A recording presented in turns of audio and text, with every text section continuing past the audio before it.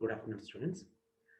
So, in the last class, we discussed together what is an accounting, what are the features, then functions, objectives, then what is the double entry system, single entry system, and what some of the business terms like that, and then what are the advantages with regard to the double entry system, and what are the demerits, disadvantages with regard to the double entry system, and what is an account, and what are the three types of accounts like personal account that relates to person, then impersonal account that like real and nominal.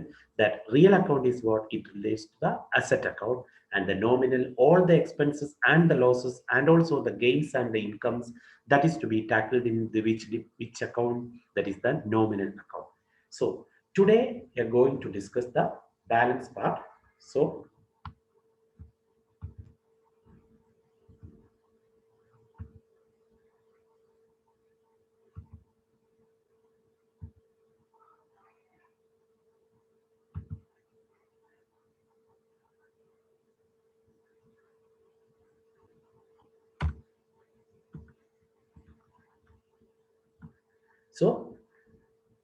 this personal account, real account, and nominal account,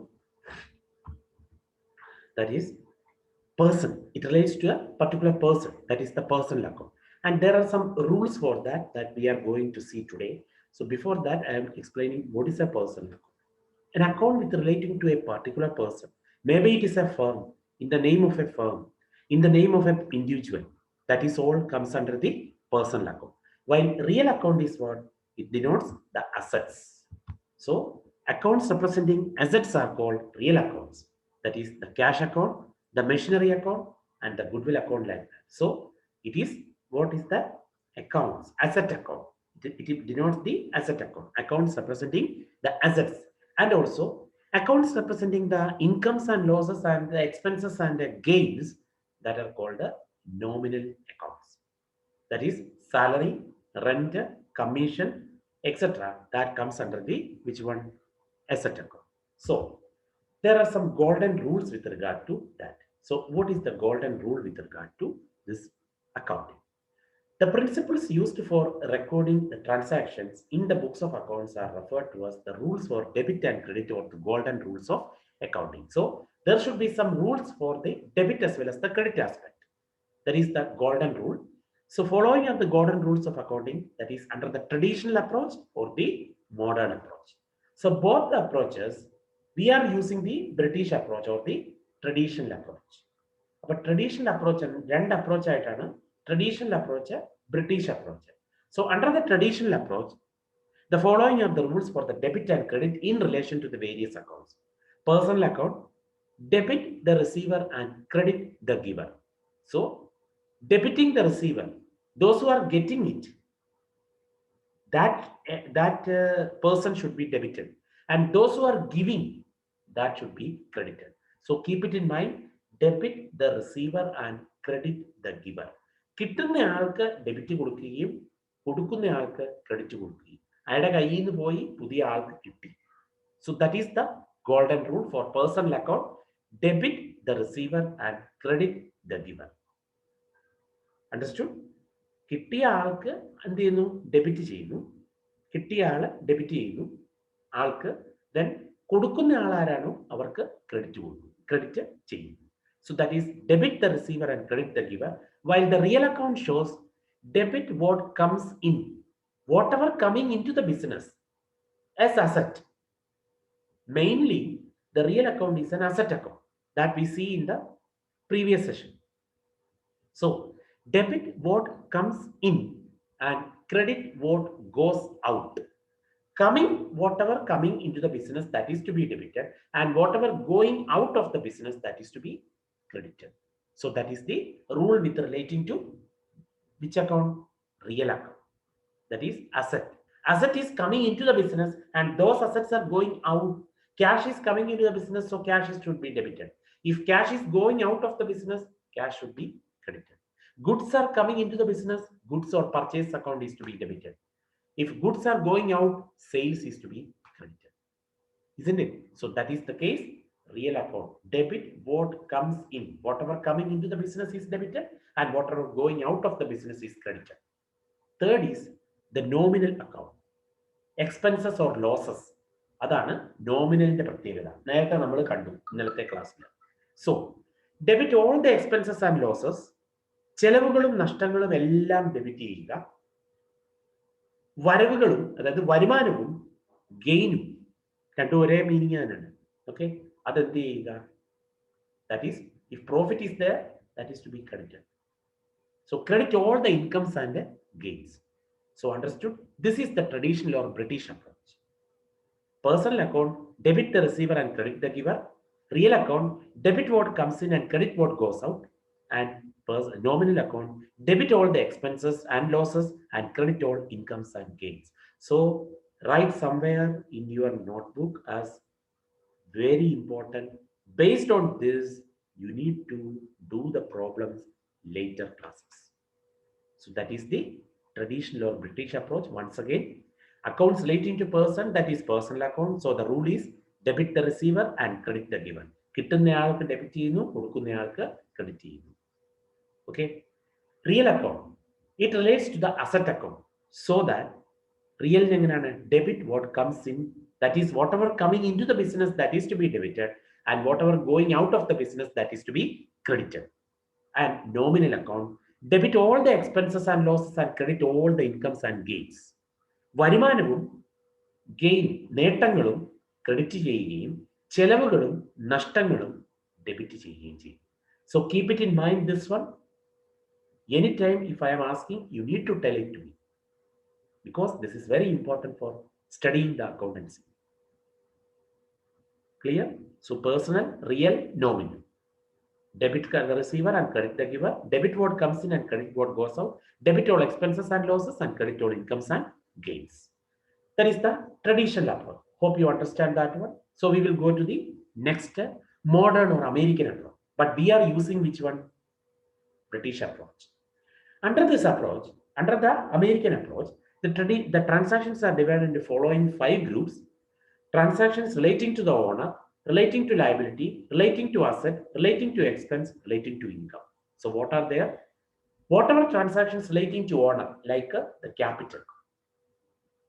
Whatever transactions relating to liability, that is the creditors and bills payable. Whatever transactions relating to assets, they are real account. Whatever transactions relating to expenses, nominal account.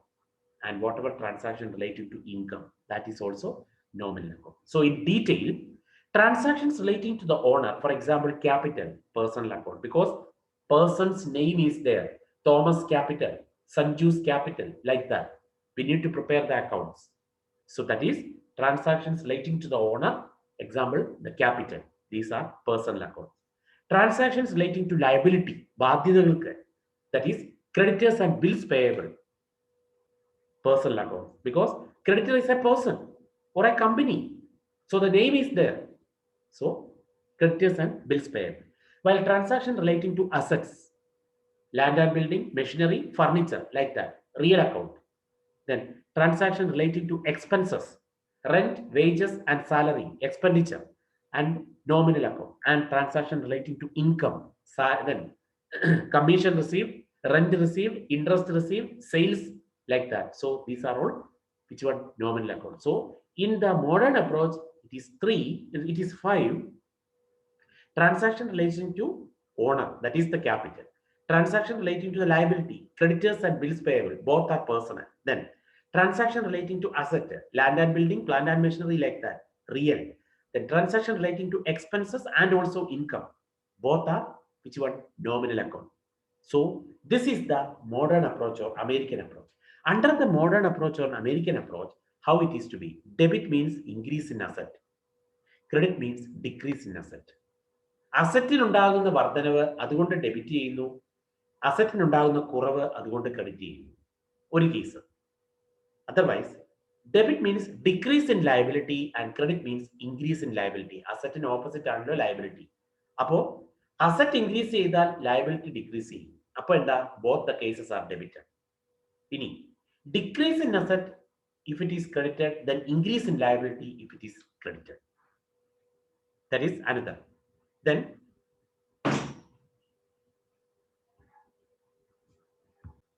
so the debit means what?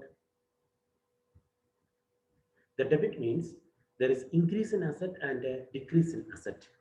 That is the credit, increase in asset and a decrease in liability, while the credit means decrease in asset and increase in liability. അതായത് ബാധ്യതയിൽ കൂടുതൽ ഉണ്ടാവുക അല്ലെങ്കിൽ അസറ്റിൽ കുറവുണ്ടാവുക. That is old creditor.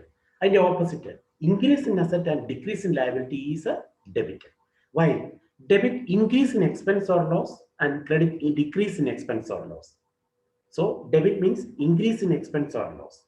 അതായത് ചെലവുകളും നഷ്ടങ്ങളും debit ചെയ്യുകയും അതിന് normal ഇതായിട്ടുള്ളത് expense and losses that is decreased that is to be which one credited and then debit means decrease in income or profit and credit means increase in income or profit. So that is the another case. And also debit means decrease in capital and credit means increase in capital. അപ്പോൾ ഇതാണ് American approach. അത് നമ്മൾക്ക് applicable അല്ല, കാരണം നമ്മൾ ഇവിടെ apply ചെയ്യുന്നത് ഏതാണ്? The other approach, the British approach. Personal account, debit the receiver and credit the giver. Then real account, debit what comes in and credit what goes out. And the other one, the nominal account, debit all expenses and losses and credit all incomes and gains. Next we are going to see the accounting equation. So before that, before the theory part today that is finished, so we will start doing the problems tomorrow. So that is why till I need to reach it. So accounting equation, it is an equation. That mathematical equation എന്ന് പറഞ്ഞാൽ എന്താണെന്ന് അറിയാമല്ലോ, അതുപോലെ ഒരു equation ആണ്. So sum of the assets of an organization will be equal to the sum of its liabilities and capital. So asset is equal to liability and capital. That is the accounting equation. The excess of the assets over the liability, that is the capital. ലയബിലിറ്റിയെ മേൽ അസറ്റിനുള്ള ഒരു മേൽക്കൈ, ആ difference അതാണ് എന്തെന്ന് പറയുന്നത്, that is the capital. The relationship between the assets, liabilities, and capital of an organization presented in the form of an equation is called accounting equation or balance sheet equation. So, the relationship between the assets, the liabilities, and the capital of an organization is called what? The equation is framework in an equation form, that is the accounting equation or balance sheet equation. So, assets is equal to liabilities plus capital, and liability is equal to asset minus capital, and capital is equal to asset minus liability. So keep it in mind, this accounting equation is what? It is a relationship between the assets, liabilities, and capital of an organization that is to be presented in the form of an equation that is called accounting equation or balance sheet equation. Assets is equal to liabilities plus capital, that is an accounting equation. And how we need to framework this accounting equation, that we will see in the next class. So this only you need to know. Asset is equal to, you need to understand this, asset is equal to liabilities plus capital, liability is equal to asset minus capital, and capital is equal to asset minus liability. So with that, I am going to conclude the session. So please have a look at today's topics, like what are the two approaches or the golden rule with regard to this double entry system, and also what is an accounting equation. So please have a look, please clear the doubts, please see the videos as uploaded. Thank you for this.